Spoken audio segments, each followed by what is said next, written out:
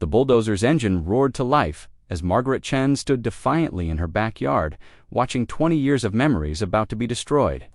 The city officials clutched their clipboards, their faces pale with shock. They'd pushed the wrong woman too far. What started as a simple pool permit had escalated into a war that would tear apart an entire neighborhood, expose corruption at the highest levels, and force Margaret to make a choice that would change everything. But as the machine's blade pressed against the Margaret, Chen had built her life around precision. 23 years as a structural engineer had taught her that every measurement mattered, every calculation had consequences, and every foundation needed to be perfect. So when she stood in her backyard on that sweltering Tuesday morning, watching her 10-year-old daughter Emma cannonball into their crystal blue swimming pool, she felt the satisfaction that came from a job well done. The pool had been her pandemic, project away to give her family something. Beautiful during the darkest months of 2020, she'd spent countless hours researching contractors, reviewing blueprints, and ensuring every permit was filed correctly. The rectangular infinity pool stretched 24 feet across their backyard, its waterfall feature cascading over natural stone Margaret had personally selected from a quarry in Colorado. Native plants bordered the deck, creating a private oasis that had become the heart of their home. "Mom, watch this," Emma called out, preparing for another dive. Margaret laughed, adjusting her wide-brimmed hat as she settled into her favorite poolside chair.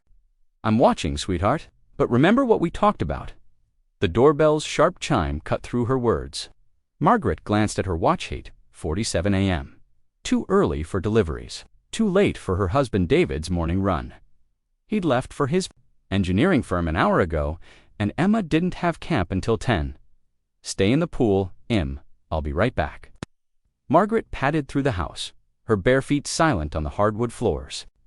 Through the front door's frosted glass, she could make out two figures of lichen, clipboard-wielding figures that made her stomach tighten with inexplicable dread.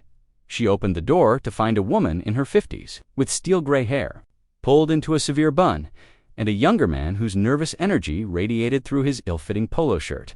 Both wore city ID badges. Mrs. Chen, the woman's voice, carried the authority of someone accustomed to being obeyed. "I'm Linda Patterson, Senior Code Enforcement Officer for the City of Millbrook. This is my associate, Jake Morrison. We need to discuss your pool installation." Margaret's engineering mind immediately began cataloging potential issues: setbacks, drainage, electrical permits. She'd been meticulous about everything, of course. What seems to be the problem? Patterson consulted her clipboard with theatrical precision. "We've received a complaint regarding potential code violations. I need to inspect your backyard pool area immediately." "I have all my permits," Margaret said, stepping aside to let them in. Everything was approved before construction began. The final inspection passed with flying colors 18 months ago. Morrison's pen scratched frantically across his notepad as they walked through the house. Margaret noticed him cataloging details: the marble countertops, the custom cabinetry, the original artwork David had collected during his business trips to Asia. His eyes lingered on everything with an appraiser's intensity that made her skin crawl. They emerged into the backyard, where Emma was practicing her backstroke with the focused determination she'd inherited from both parents. The morning sun turned the pool water into liquid sapphire, and Margaret felt a familiar surge of pride at what they'd created. Patterson's expression soured the moment she saw the pool. "This is exactly what I was afraid of." "What do you mean?" Margaret kept her voice level, but her engineering instincts were screaming warnings. "The setback from your rear property line," Patterson pointed toward the back fence with her pen. "It's insufficient. The pool needs to be at least 15 feet from the boundary. This appears to be ... 12 feet at most." Margaret's blood chilled. "That's impossible. I measured it myself multiple times. The contractor confirmed it. The city inspector approved it." "City inspectors make mistakes," Patterson said with a shrug that conveyed years of bureaucratic indifference. "The current code requires 15 feet. This pool is in violation." "The current code?" Margaret's voice sharpened. "What do you mean, current code?" Morrison looked up from his notepad, his face flushed. "The setback requirement was updated 8 months ago. All pool installations now need 15 feet minimum clearance from rear property lines." 8 months ago, Margaret's mind raced. My pool was completed over a year ago. You can't retroactively apply new codes to existing installations. Tatterson's smile was thin and cold. Actually, Mrs. Chen, the new ordinance includes a provision for existing structures that don't meet updated safety standards. You have 30 days to bring your pool into compliance. The words hit Margaret like a physical blow. Bring it into compliance. How exactly? Am I supposed to move a pool? That's not our concern, Patterson said, making notes on her clipboard. You can either relocate the pool to meet the setback requirements or remove it entirely. Emma's laughter echoed across the water as she raced her imaginary opponents from one end of the pool to the other. Margaret watched her daughter's joy and felt something fierce and protective surge through her chest. This is insane, she said quietly. You're talking about destroying a pool that was legally built and properly inspected because of a code that didn't exist when it was constructed. Rules change, Mrs. Chen. That's how government works. Patterson's pen moved across her clipboard with the efficiency of someone who'd had this conversation many times before. You'll receive a formal notice of violation within 48 hours. The 30-day compliance period begins when you sign for that notice, and if I don't comply, Patterson's smile widened, revealing teeth that reminded Margaret of a shark. Daily fines of $500 until the violation is corrected. The city takes property code enforcement very seriously. $500 a day. Margaret's engineer brain automatically calculated the financial devastation: $15,000 a month, $180,000 a year, enough to bankrupt most families, certainly enough to force compliance. This is harassment, Margaret said, her voice steady despite the rage building in her chest. Someone complained about my pool, and you're using a technicality to force me to destroy it. We're enforcing city ordinances, Patterson replied. Nothing more, nothing less. Morrison had wandered closer to the pool's edge, his notepad forgotten as he stared at the waterfall feature.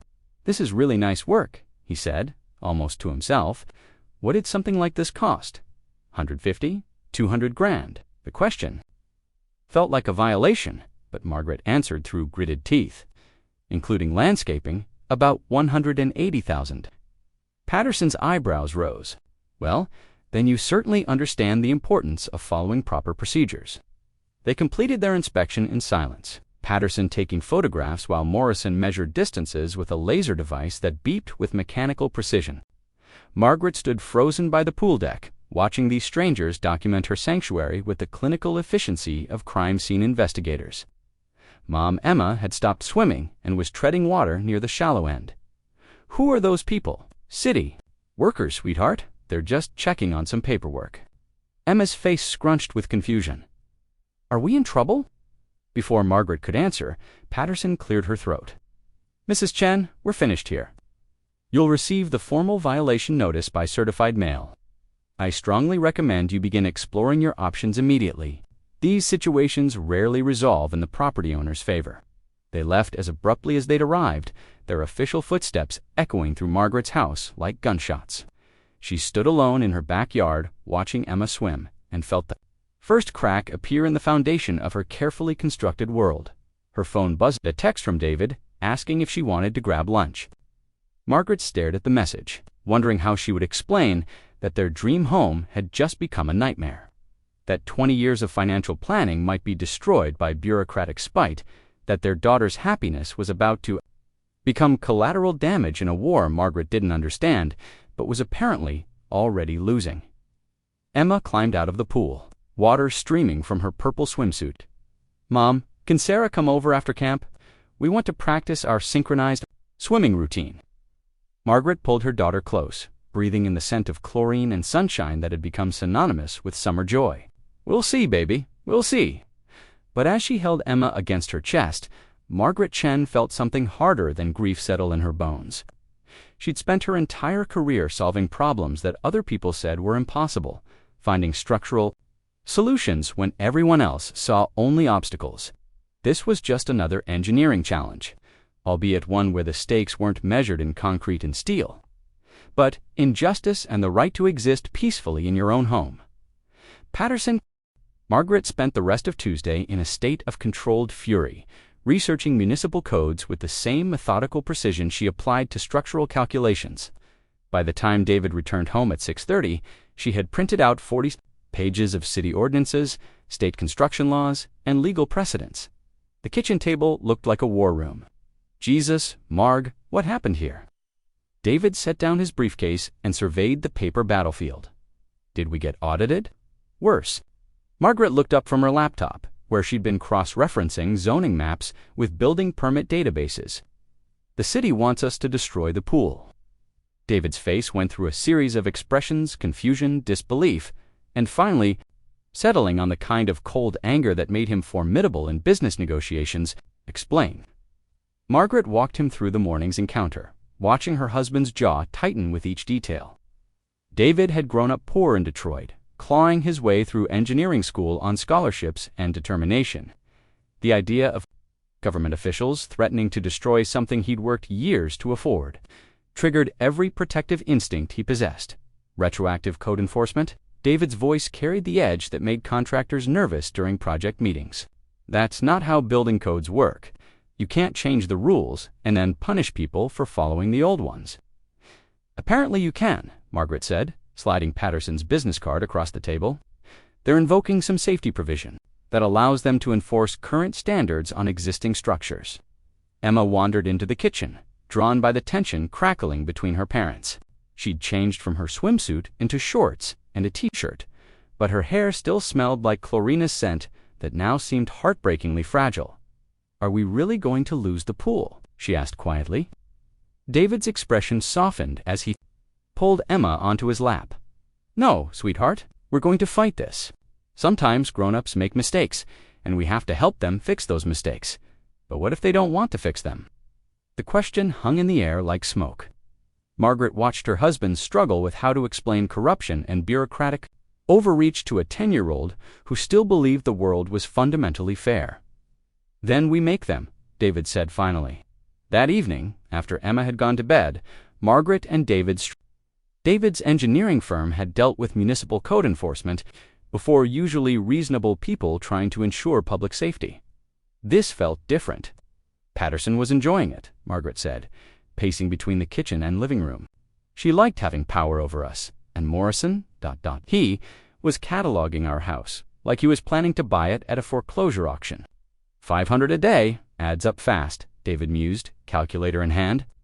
If we fight this and lose, we could be looking at $50,000 in fines before we even get to court. And that's assuming they don't find other violations to pile on. Margaret stopped pacing other violations. Think about it, Marg.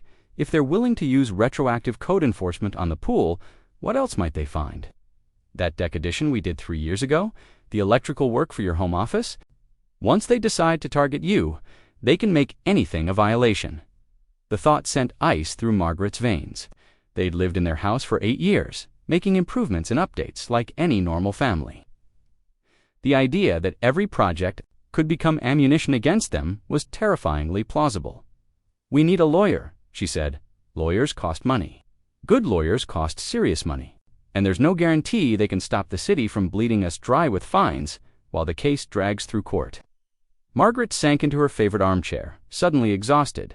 So what do we do? Just let them win. David moved to the window overlooking their backyard. The pool's underwater lights cast dancing reflections on the surrounding trees, creating a magical ambience that had become synonymous with family barbecues and Emma's pool parties. We fight smart. You're right about needing a lawyer, but first, we need information. Something doesn't smell right about this whole thing. What do you mean? The timing, the retroactive enforcement.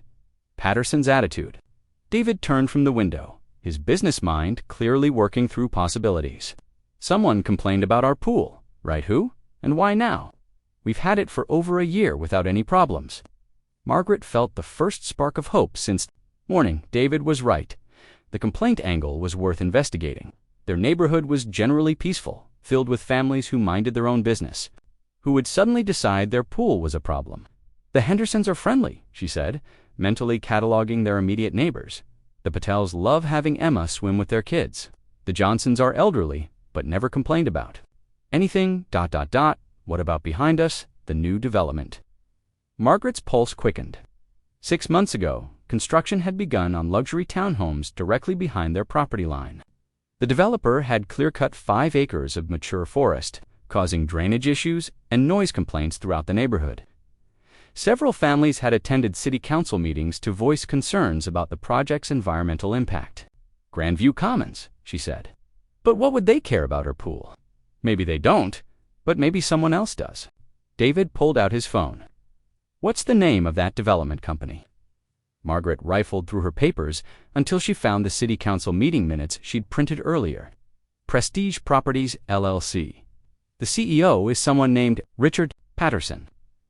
They stared at each other across the kitchen table. The coincidence was too obvious to ignore. "Patterson," David said slowly, "as in Linda Patterson, Senior Code Enforcement Officer, could be a common name," Margaret said, but her engineer's mind was already calculating probabilities. In a city of 40,000 people, what were the odds? David was already typing on his phone. Prestige Properties, LLC, Richard Patterson, CEO and founder. "Holy shit, Marg. Look at this." He turned the phone toward her. Richard Patterson's corporate headshot showed a man in his late 50s with steel gray hair and sharp features that bore an unmistakable resemblance to Linda Patterson. Brother and sister, Margaret guessed. Or husband and wife.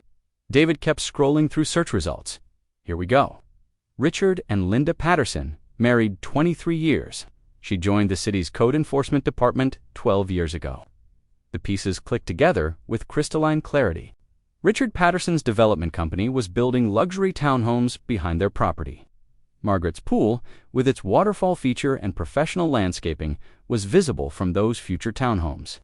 A beautiful pool increased property values and made the neighborhood more desirable, but it also set expectations for the kind of amenities wealthy buyers would expect. Or maybe it was simpler than that. Maybe the Pattersons had identified the Chen family as potential obstacles to their development plans and decided to eliminate them preemptively. "This is corruption," Margaret said, the word tasting bitter in her mouth. "She's using her position to harass us on behalf of her husband's business interests. Proving it is another matter," David cautioned. "But at least now we know why this is happening." Margaret felt her strategic mind engaging, the same mental process she used when approaching complex engineering problems. Break down the system, identify the weak points, find the leverage points that could shift the entire structure.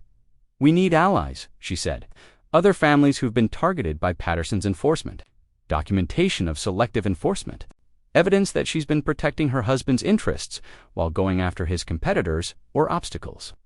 And we need to be smart about it," David added. "If she's corrupt, she's probably not working alone. City officials, inspectors maybe, even people in the permit office. We're not just fighting one person, we're fighting a system." Margaret stood up, energy coursing through her body for the first time since morning. "Then we build our own system. Better information, better strategy, better execution." "What's the first step?" Margaret smiled, and David recognized the expression from their early dating days, the look she got when solving impossible problems became personal. "We find out exactly how many other families Linda Patterson has targeted, and we give them a reason to fight back." The certified letter arrived Thursday morning, exactly as Patterson had promised. Margaret signed for it with steady hands, though her heart hammered against her ribs as she read the formal notice of violation. The language was bureaucratic and cold, but the message was clear: comply or face financial ruin. She photographed every page and emailed copies to David before calling the number she'd found online the night before. "Millbrook Neighborhood Watch. This is Janet." "Hi Janet, my name is Margaret Chen, and I need help with a city code enforcement issue. I think my family might be victims of selective enforcement, and I'm wondering if other people have had similar problems." The pause on the other end stretched long enough that Margaret wondered if the call had dropped. "Mrs. Chen," Janet said finally, her voice dropping to nearly a whisper, "can you meet me for coffee this afternoon?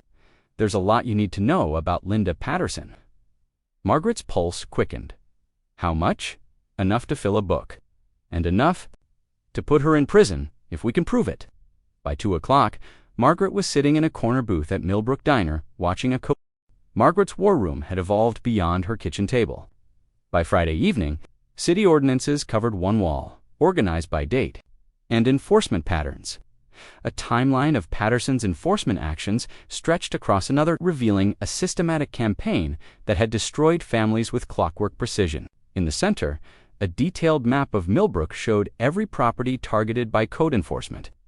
Connected by red string to Richard Patterson's development projects, like a spider's web of corruption, Emma stood in the doorway, clutching her stuffed elephant and staring at the organized chaos. "Mom, are you becoming a detective?" Dark circles shadowed her eyes, but her expression held the focused intensity of someone who'd found her calling. "Something like that, sweetheart. I'm solving a puzzle about our pool. A puzzle about fairness," Margaret said, pulling Emma onto her lap. "Sometimes people in charge don't follow the rules they're supposed to follow. When that happens, other people have to step up and make sure everyone plays fair." Emma considered this with the seriousness of a child trying to understand adult complexities, like when Tommy Chen cheats at kickball and someone has to tell the teacher. Exactly like that. Except the teachers aren't listening, so we have to find a way to make them pay attention. David emerged from the kitchen carrying 2 cups of coffee and a concerned expression. He'd spent the day reaching out to his network of contractors and city workers, gathering intelligence about Patterson's operation. What he'd learned had shaken his faith in municipal government. "Any luck with the inspection records?" he asked. Settling into the chair beside Margaret, "More than luck, I found the smoking gun." Margaret turned her laptop toward him, displaying a spreadsheet that had taken her 6 hours to compile. "Look at the pattern of inspections in neighborhoods targeted by Patterson's enforcement actions." David studied the data, his engineer's mind quickly grasping the implications. The inspection schedules were manipulated. Exactly, properties that should have received routine inspections were mysteriously skipped. But houses in Richard Patterson's target neighborhoods got inspected 2 or 3 times as often as normal. Margaret highlighted specific entries with her cursor, and look at who conducted those extra inspections. David's expression darkened. Morrison. Jake Morrison was doing most of the extra inspections. The same Morrison who is cataloging our house like he was planning to buy it. He's not just Patterson's assistant, he's her advanced scout. He identifies potential violations during routine inspections, then reports back to Patterson about which families have the most to lose. Emma had wandered away to play with her toys, but Margaret lowered her voice anyway. The corruption they'd uncovered was more extensive than either of them had imagined. "It gets worse," Margaret continued. "I cross-referenced property tax records with enforcement actions. Every family Patterson targeted owned homes worth more than $400,000. Every single one. She's not enforcing codes, she's conducting economic warfare against the upper middle class." David set down his coffee cup with deliberate precision. "Why target successful families? Because we have the most to lose and the least political protection. We're too wealthy to get sympathy, but not wealthy enough to have real political influence. We're perfect victims, visible enough to make examples of, vulnerable enough to destroy." The implications crystallized in David's mind like a chemical reaction. She's clearing out potential opposition to her husband's development projects while generating revenue through fines. It's brilliant, in a completely evil way. Margaret's phone buzzed with a text from Janet Morrison. "Emergency meeting tonight. New information. Bring everything." They met at Janet's house, a modest ranch home that somehow felt more secure than Margaret's exposed suburban palace. Janet had invited 2 other families who'd been targeted by Patterson to Hendersons, who'd lost their deck, and the Washingtons, who'd sold their house rather than face bankruptcy. "We have a problem," Janet announced without preamble. "Word's getting out that we're organizing, because she showed up at my house this morning." Janet's voice carried the controlled anger of someone who'd been pushed past their breaking point, claimed she was following up on an old case, but she spent most of the visit asking about you. "Wanted to know if you'd contacted me, what kind of information I'd shared, whether you were planning any kind of legal action." David's protective instincts flared. "Did she threaten you?" "She didn't have to. The message was clear enough. Back off or become her next target." Tom Henderson, a soft-spoken accountant whose deck violation had cost him $60,000. "When we fought the deck violation, she went after our garage permit, our fence height, even the plants my wife chose for our garden. By the time we gave up, she'd found 8 separate violations on our property." 8 violations, his wife Sarah added bitterly. that hadn't existed the day before she decided we were troublemakers. Margaret absorbed this information with the same analytical approach she used for structural engineering problems. Patterson wasn't just corrupt, she was tactically sophisticated, capable of manufacturing violations to punish anyone who challenged her authority. "We need to move faster than she can react," Margaret said. "Whatever we're going to do, it has to happen. Before she can destroy our credibility or bankrupt us with manufactured violations." "What do you have in mind?" Janet asked. Margaret pulled out a folder she'd prepared during the drive over. "We're going to do what engineers do when we find structural problems. We're going to test the foundation until it collapses." She spread photographs across Janet's coffee table, each showing a property in Richard Patterson's Grandview Commons development. "I spent today driving around your husband's construction sites," she explained, "and I found some very interesting code violations." The room fell silent as everyone absorbed the implications. Violations at his own development. Sarah Henderson leaned forward, hope flickering in her eyes. "Oh, much better than that." Margaret's smile was sharp as a blade. Violations that his wife should have caught during routine inspections.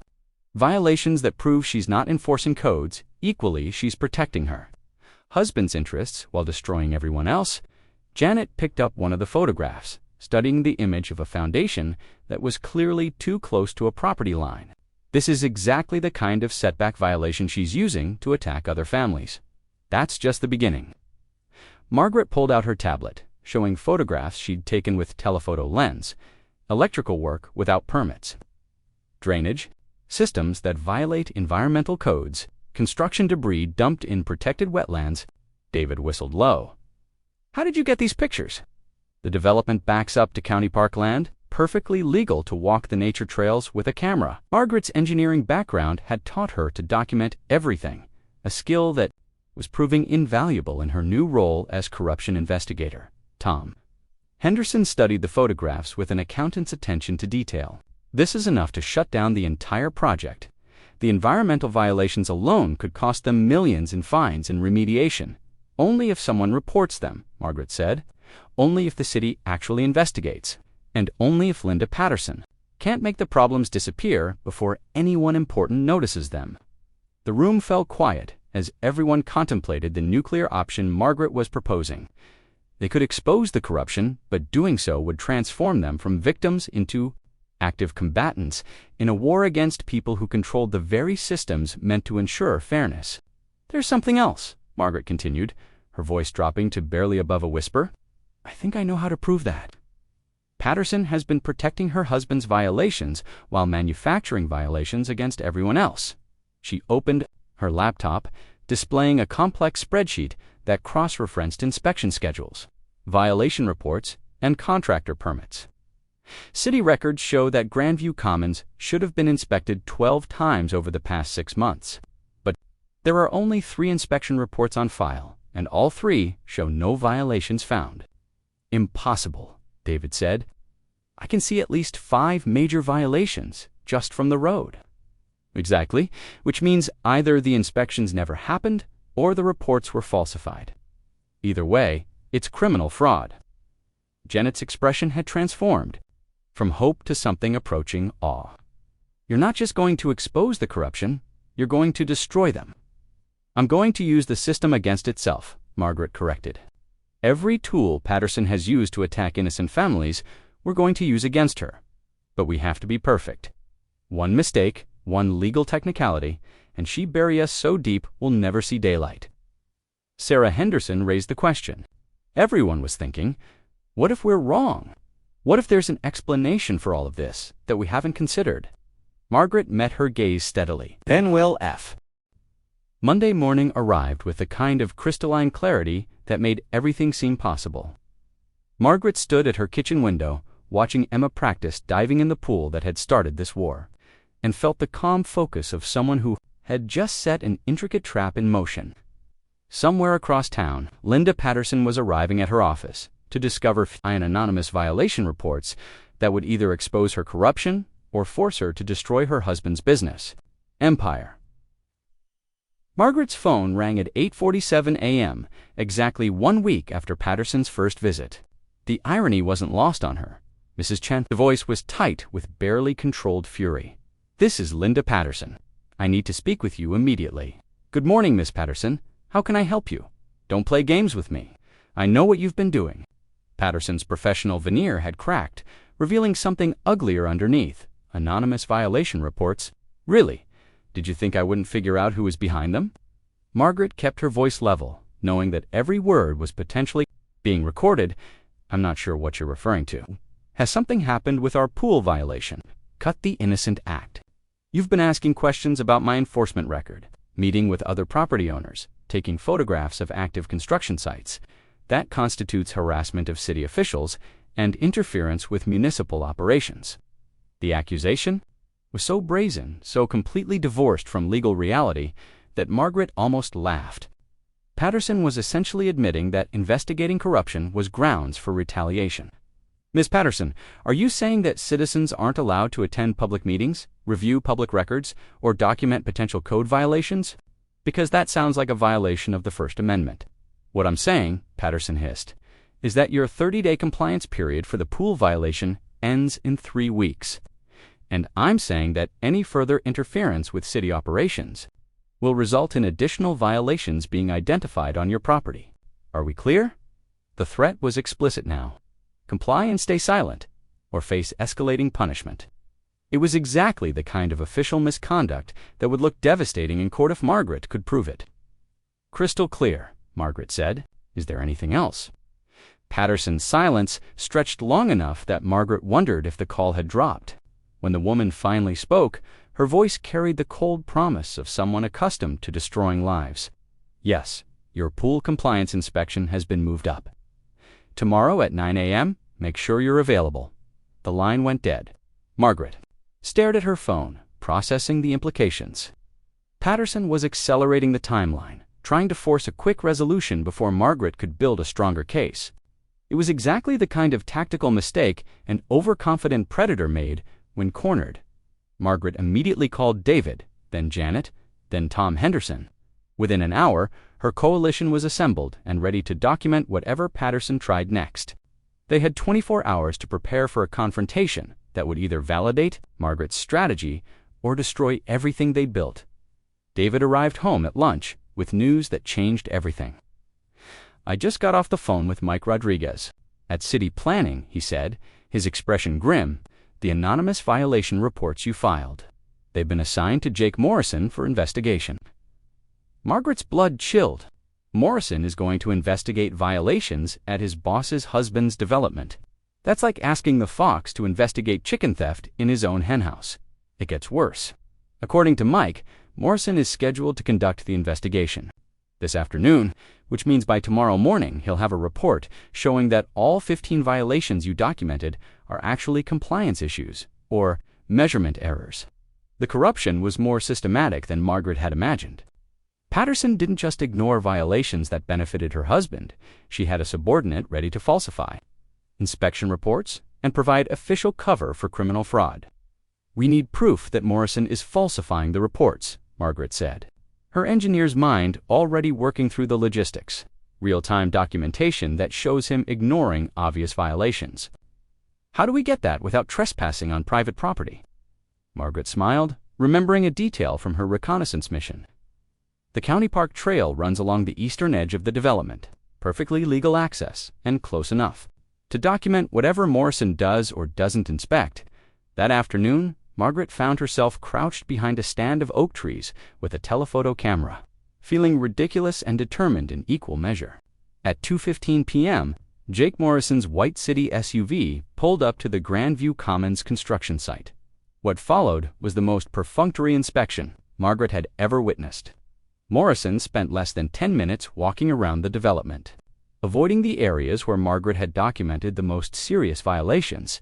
He never measured setbacks, never checked electrical installations, never even looked at the wetland area where construction debris had been dumped. But Margaret documented everything. Morrison walking past foundation work that was clearly too close to property lines, Morrison ignoring electrical panels that lacked proper permits, Morrison stepping over construction materials that had been dumped in protected wetlands without even photographing them for his report. The most damning moment came when Morrison's phone rang. Even from her hiding spot, Margaret could hear half of the conversation. "Yeah, I'm here now. No violations that I can see, ... Everything looks compliant. The setback complaints were probably measurement errors. I'll have the report filed by 5 p.m. Morrison had concluded his investigation before actually investigating anything. He was filing a report clearing the development of all violations without bothering to examine the violations Margaret had documented. It was criminal fraud committed by a city official. In broad daylight, Margaret had the evidence she needed to destroy Patterson's operation. But as she watched Morrison drive away from the inspection he'd never actually conducted, she realized something that made her stomach clench with anxiety. If Patterson was willing to commit obvious fraud to protect her husband's business, what would she be willing to do to protect herself when that fraud was exposed? Tuesday morning brought Linda Patterson and Jake Morrison to Margaret's backyard at exactly 9 a.m., accompanied by 2 city workers Margaret didn't recognize. The inspection team arrived with the kind of equipment normally reserved for major construction projects: laser, measuring devices, ground-penetrating radar, electrical testing equipment that belonged on commercial job sites. Mrs. Chen Patterson announced with ceremonial formality, "We're here to conduct the compliance inspection for your pool violation. This inspection will determine whether your pool meets current city setback requirements." Margaret watched the team deploy their equipment with the systematic efficiency of a military operation. This wasn't a routine inspection, it was a demonstration of power designed to intimidate and overwhelm. Patterson was making it clear that the city's resources could be weaponized against anyone who challenged her authority. "I have a question about the inspection process," Margaret said, pulling out her own measuring device. "Would it be possible for me to verify your measurements independently? As an engineer, I'd like to understand exactly how you're determining compliance." Patterson's expression soured. "This is an official city inspection, Mrs. Chen. Civilian interference isn't permitted. I'm not trying to interfere. I'm trying to understand the technical basis for your findings. Since this inspection will determine whether my family faces financial ruin, I think that's a reasonable request." Morrison looked up from his laser device, clearly uncomfortable with the scrutiny.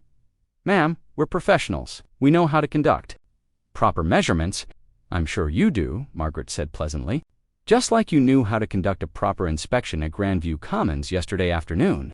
The silence that followed was profound enough to hear Emma splashing in the pool on the other side of the yard. Morrison's face drained of color, while Patterson's expression shifted from annoyance to something approaching alarm. "I don't know what you're implying. Displaying photographs from Morrison's inspection the previous day? I'm not implying anything. I'm stating that Mr. Morrison spent 10 minutes yesterday walking around a construction site with 15 documented code violations and somehow failed to notice any of them. I'm stating that he filed a report clearing the development of all violations without actually measuring setbacks, checking permits, or examining environmental compliance."